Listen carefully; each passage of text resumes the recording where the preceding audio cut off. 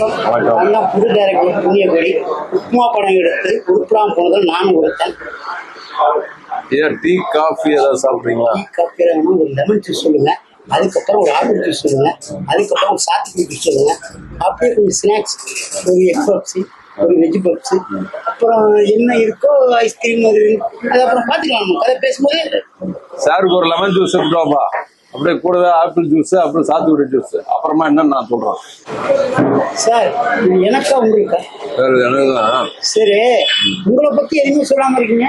Sir சொந்தமா 5 நகை கடை இருக்கு, மூடிடலாம். 4 காலேஜ் இருக்கு, இழுத்து மூடிடலாம். 3 ஹாஸ்பிட்டல் இருக்கு. அதை அப்படியே க்ளோஸ் பண்ணிடலாம். சார் நீங்க என்ன ஹீரோவை போட்டு படம் எடுங்க, படம் தூள் கலப்பேன். சார் நீங்க ஒன்லி ப்ரொடியூசர் மட்டும்தான். நான் உங்களோட கலர் அதிகம். நான் ஹீரோவா சார் படத்துக்கு என்ன டைட்டில் வச்சிருக்கீங்க? ஓ, கஷ்டமான வாழ்க்கை. நல்லா இருக்கு. இவ்வளவு வச்சுதான் அந்த படமே சூப்பர்.